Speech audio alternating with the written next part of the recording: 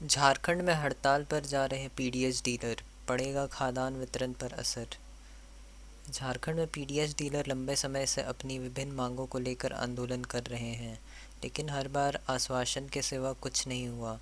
लेकिन अब फिर एक बार अपनी मांगों को लेकर पीडीएस डीलर झारखंड में आंदोलन की रूपरेखा तैयार कर चुके हैं। पूरी तरह से हड़ताल पर जाने का मन बना लिया है। हड़ताल गुरुवार यानी 28 दिसंबर से शुरू होगी। हड़ताल होने से सीधा असर पीडीएस दुकान पर पड़ेगा। लोगों को राशन समय पर उपलब्ध नहीं हो पाएगा। पीडीएस डीलर ने बताया कि डीलर की मुख्य मांग कमीशन बढ़ाने की है। 1 रुपया फ़िलहाल कमीशन मिलता है, जो इस महंगाई में उचित नहीं है। 1 रुपये के कमीशन में ही एक आदमी को रखना पड़ता है। आखिर उस 1 रुपये के कमीशन पर किसका पेट भरेगा। न सहयोगी को सही पैसा मिल पाता है और न ही डीलर को ऐसा लग रहा है कि दुकान समाज सेवा के लिए चला रहे हैं। इसके अलावा दूसरी मांग अनुकंपा पर पूर्व की तरह डीलर की लाइसेंस नहीं दिया जा रहा है। इसे पूर्व की तरह अनुकंपा पर लाइसेंस दिया जाए। इसके अलावा दुकान का भाड़ा और बिजली की व्यवस्था कर डीलरों को पूरी सुविधा देने की मांग लंबे समय से कर रहे हैं। वहीं डीलरों के हड़ताल पर रांची उपायुक्त ने बताया कि उन्हें अभी इसकी जानकारी नहीं है। जैसे ही जानकारी मिलती है तो डीलरों को समस्या का समाधान करने की कोशिश करेंगे। अगर मांग जिला स्तर तक पूरी होने लायक होगी तो उसे भी जल्द पूरी की जाएगी। अगर कुछ मांग ऐसी है जो सरकार पूरी कर सकती है, उसके लिए डीलरों की बात को उच्च अधिकारियों तक पहुंचाकर समाधान करने का प्रयास करेंगे। सूचना जैसे ही प्राप्त होती है तो हम लोग पूरे ज़िले में जितने भी हमारे डीलर्स हैं उन सभी के साथ बैठक कर पहला प्रयास यही करेंगे कि उनके हड़ताल के बारे में जानने की कोशिश करें, और अगर जिला स्तर पे उसका निवारण हो सकता है तो बेशक उस पर निर्णय लेने का प्रयास किया जाएगा, और अगर वो राज्य स्तर के तथ्य होंगे तो उसे राज्य स्तर को अवगत कराया जाएगा, और पूरी कोशिश की जाएगी कि एक वे आउट निकाला जाए, एक ऑल्टरनेटिव मेथड निकाला जाए, जिससे कि किन्हीं भी लाभार्थी को राशन पहुंचने में किसी तरह का नुकसान नहीं हो। इस पर अभी प्रारंभिक परिचर्चाएं जारी हैं और जल्द ही इस पर ऐसे निर्णय लिए जाएंगे जिससे किसी भी लाभुकों को कोई परेशानी नहीं हो। ठीक है।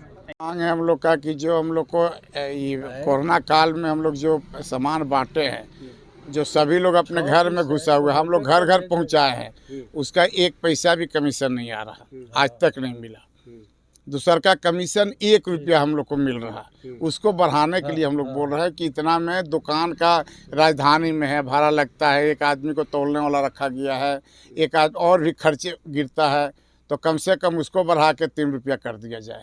दूसर का मेन मांग है हम लोग का कि जो मेरा ये जो हम एक्सपायर कर रहे हैं, अब हम लोग का उम्र हो गया, हम लोग से जो कर्जदारी जुटा हुआ है, जो भी मेरे घर परिवार का है, हमारा लड़का या उसके मेरे वाइफ किसी के नाम से वो दुकान हो जाए, जो अनुकंपा वाला ये लोग बंद किए हैं एथी के पहले।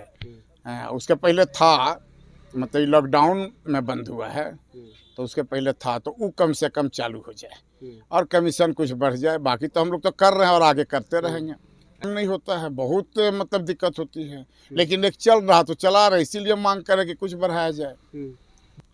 जिम्मेवार तो देखिए उस केंद्र सरकार तो कह दिया कि फ्री में बांटिए, ठीक है। राज्य सरकार हमको बोला कि आपको हम कमीशन देंगे, ना राज्य सरकार जो है ना केंद्र सरकार हमको क्या देगा। केंद्र सरकार राज्य सरकार को देगा, राज्य सरकार हमको देगी। हमको तो डायरेक्ट केंद्र सरकार से आएगा नहीं, केंद्र सरकार तो राज्य सरकार को देगी। तो इसलिए हम लोग तो राज्य सरकार से मांग रहे हैं, अपने मंत्री से मांग रहे हैं। रामेश्वर उरांव जी मेरे मंत्री है, उनसे हम लोग का ये है कि आप थोड़ा इस पर ध्यान दे के हम लोग को निकालिए किसी तरह, नहीं तो हम लोग भूखे मरने के कगार पर है। हम लोग कर्जदारी को क्या जियाएंगे, हम लोग खुद मर जाएंगे। लेकिन अब कैसे पहुंचेगा, ये लोग जल्दी करेंगे तो हम लोग हड़ताल को वापस लेंगे। हम लोग को अगर ये मांग पूरी हो जाती तो हम हड़ताल पर क्यों जाएंगे, नहीं जाएंगे। अगर मांग पूरी हो जाती है तो कोई दिक्कत नहीं, हम लोग फिर जिस तरह देते हैं उस तरह देते रहेंगे। क्या शुभ नाम हुआ? बलराम ओझा, हरमू बाजार। मांग पूरी करने के लिए हड़ताल पर जा रहे हैं। मांग पूरी नहीं होगी तो हड़ताल जारी रहेगा। हम लोगों का मांग है कि हमारा कमीशन बढ़ाया जाए। मुफ्त में राशन बांटना है, केंद्र सरकार से प्राप्त करके राज्य सरकार हम लोगों को 1 रुपया किलो कमीशन देती है, उससे हमारा खर्चा भी पूरा नहीं होता है। जो दुकान का खर्च है, तौलने वाला का खर्च है, कई तरह का खर्च होता है दुकान में, खर्च पूरा नहीं होता। हम लोग को नुकसान में दुकान जन सेवा करना पड़ रहा है। वो बढ़ाया जाए, कम से कम 3 रुपया प्रति किलो कमीशन दिया जाए। दूसरी बात है कि अनुकंपा पर पहले जो है लाइसेंस मिलता था। 60 वर्ष से अधिक उम्र होने पर डीलर की मृत्यु होती है तो उसे अनुकंपा पर का लाभ नहीं दिया जाता है। तो हमारा मांग है कि अनुकंपा का लाभ पूर्व की तरह बरकरार रखा जाए। यही मांगे हैं। बाकी तो और सब चीज़, जैसे हमारे यहाँ बिजली की व्यवस्था करे सरकार, चूँकि अभी पॉस मशीन दे दी है, बेंग मशीन दी है, उसको चलाने के लिए बिजली लगता है तो उसका भी खर्च हमको वहन करना पड़ता है। कुछ ऐसा व्यवस्था करे कि बिजली का खर्च हम लोग को नहीं देना पड़े।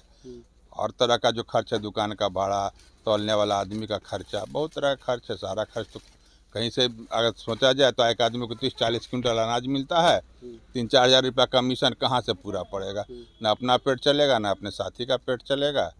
तो बड़ा मुश्किल में हम लोग दुकानदारी कर रहे हैं। इसलिए इस पर ध्यान दिया जाए, कमीशन बढ़ाया जाए, अनुकंपा का लाभ पूर्व की तरह बरकरार रखा जाए।